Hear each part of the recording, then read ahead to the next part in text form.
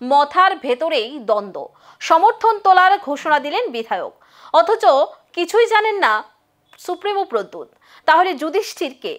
রাজ্য রাজনীতিতে নতুন জটিলতা। একদিকে মথা বিধায়ক রঞ্জিত দেববর্মা সাংবাদিক সম্মেলন করে ঘোষণা করছেন তিপ্রামথা বিজেপি সরকার থেকে সমর্থন প্রত্যাহার করবে।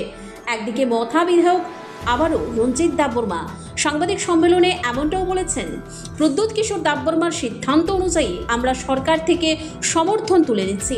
কিন্তু আশ্চর্যের বিষয়, দলের সুপ্রিমো তথা তিপ্রামথার মুখ প্রদ্যুৎ কিশোর দেববর্মা জানিয়েছেন এ বিষয়ে তিনি কিছুই জানেন না। তিনি বলেন, আমি কিছুই জানি না। রঞ্জিত আমার সঙ্গে এ বিষয়ে নিয়ে আলোচনা করেননি, আমি ওর সঙ্গে কথা বলবো। সোজা ভাষায় বলা যায়, একদিকে রঞ্জিত বলছেন সিদ্ধান্ত এসেছে প্রদ্যুতের কাছ থেকেই, আর অন্যদিকে প্রদ্যুৎ বলছেন তিনি কিছুই জানেন না।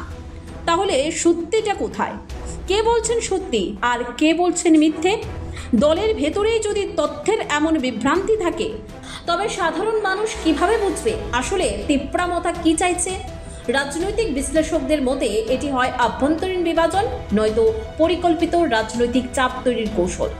যাই হোক, তিপ্রামথার ভেতরে স্পষ্টতই একটি বার্তা, দলীয় শৃঙ্খলা ও নেতৃত্বে রয়েছে বিভ্রান্তি। এখন প্রশ্ন, এই দ্বন্দ্বের প্রভাব তিপ্রামথার রাজনৈতিক গ্রহণযোগ্যতা ও ভবিষ্যৎ কৌশলে কতটা ফেলবে? আপাতত রাজ্য রাজনীতি তাকিয়ে আছে প্রদ্যুৎ রঞ্জিতের আলোচনার দিকে। প্রকৃতপক্ষে মথা সৃষ্টি থেকেই জনজাতিদের নিয়ে চলছে একের পর এক নাটক। এবার একই দলের দুই নেতৃত্ব, বিধায়ক রঞ্জিত দেববর্মা এবং তিপ্রামথার সুপ্রিমো প্রদ্যুৎ কিশোর দেববর্মনের পাল্টাপাল্টি বক্তব্যের মধ্য দিয়ে আবারও এক নাটক মঞ্চস্থ হলো বলাই বাহুল্য। শুনে নেব তাদের মুখে কি বলছেন তারা। সমর্থন প্রত্যাহারের বিষয়ে কি এই বিষয়ে আপনাদের বিধায়কদের সঙ্গে প্রদ্যুৎ কিশোর দেববর্মনের আলোচনা কমপ্লিট? আমাদের আলোচনা হয়ে গেছে, আমাদের আলোচনা হয়ে গেছে। তাই মহারাজা 7 তারিখে আমাদের র্যালিতে থাকবেন, থাকার পরে উনি ওই দিনে দিল্লিতে চলে যাবেন। আমাদের মোটামুটি আমরা ওই দিকে চলে আগাচ্ছি।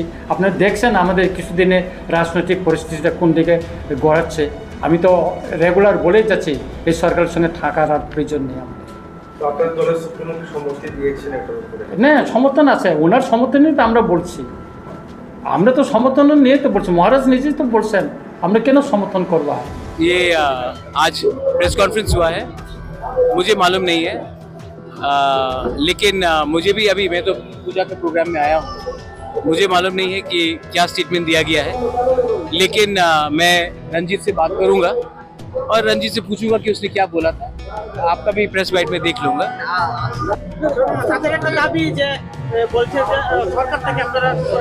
नहीं, अगर उसने ये बोला है तो ये बोला होगा क्योंकि फ्रस्ट्रेशन है, और मैंने सीएम से बात किया है और सीएम ने बोला है कि ये आप चिंता मत कीजिए, मैं अपनी तरफ से जल्द इसका सोल्यूशन निकालने की कोशिश करूँगा।